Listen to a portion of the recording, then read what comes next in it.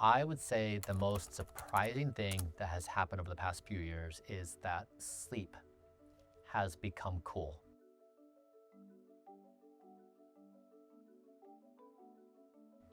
So when I started doing this, it was very much in vogue to brag that you had slept under your desk, that you had gone 2 or 3 nights without sleeping, that was something that I would tell my friends so they'd say, oh, isn't he amazing because, he just works so hard. And now I think it's increasingly seen, excuse me, and now I think it's increasingly seen as foolish that, the damage that someone does to their body with even one bad night's sleep. For example, one night's sleep less than 4 hours lowers your NK cells, these are your cancer killing cells, by 72%. Your body shuts down these critical functions because you're not getting good sleep. So I'd say that we really have seen a shift in the perspectives of health and wellness, where before it was a badge of honor to skip sleep, and now it's seen as foolish. And I'd say that's been probably the most significant accomplishment of this project. And that, of course, then leads to exercise is also a good thing, and eating well is also a good thing. So I think there's been remarkable progress in a very short period of time. What advice would you give to someone who maybe is not as into a longevity or biohacking lifestyle? They're kind of just starting out. What would you say is a concrete thing they could do to better their sleep? So specifically, I have the best sleep score in history. I did 8 months of perfect sleep. And so the thing that predicts sleep with the greatest power is your resting heart rate just before you go to sleep. So if you have a wearable tonight before you go to bed, you can look at your wearable and see what your heart rate is. Or if you don't, you just put your fingers and check your pulse and find your baseline resting heart rate. So let's just say it's 60 beats per minute. Now you want to make changes in your life that allow you to lower your heart rate. The first thing you can try is having your last meal of the day earlier in the day. So let's say your bedtime is 10 p.m. and normally you finish up your snacks and whatever wind down by 9 p.m. Try to at least have it done by 8 p.m. And then the next night, try 8:30 and then 8 and work your way back. So by the end of the week, you're 3 or 4 hours before your bedtime. And what you'll see is your heart rate, well, the baseline may have been 60, it may now crawl down to 55 or 54. And when you make that small adjustment, your sleep will improve in equal proportion. So before, if you had, let's say, an hour of deep sleep and an hour of REM, the two really important sleep cycles, you're going to have maybe 20 to 30% more. And so there's a whole host of things you can do to drive down your resting heart rate. Eating your last meal of the day is earlier is one. Also, you want to calm yourself down, so turn screens off. You don't want to be in any fights with your partner or others. So there are several things you can do in the evening that would otherwise take your resting heart rate down, and that will improve your sleep dramatically. Another big one was the erection tracker. And you wear that and your son wears that. How was that conversation, asking him to participate in something like that? It's a little bit more intimate. Yeah. How was that? Yeah, so I don't ask my son to do anything. I mean, this is all his own curiosity. I mean, when we were in India recently, the air quality was really bad. I gave him an air quality or an air monitor, and I just showed him the levels of PM 2.5 and other pollutants. He had that thing everywhere across the entire country. He was asking questions like, what's the air pollution in the car? What is it in the gym? What is it in my room? What is it in the lobby? And so if you give kids these toys, they will play with them.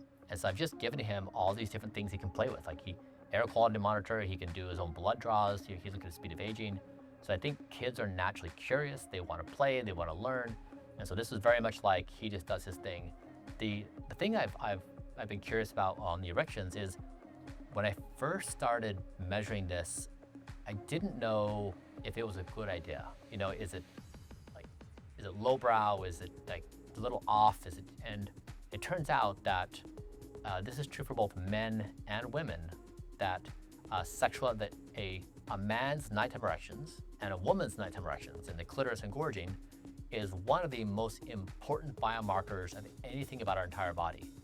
So while it kicks up some giggles, it really is one of the most important things for all of us to know about our bodies. And it's just not talked about. Like, no one spoke about this until I started talking about it. So it's good for the headlines, but it's also really good practically for people's lives. Like, for example, men who do not have nighttime erections are at risk of 70% greater likelihood of premature death. So it's a really significant health marker.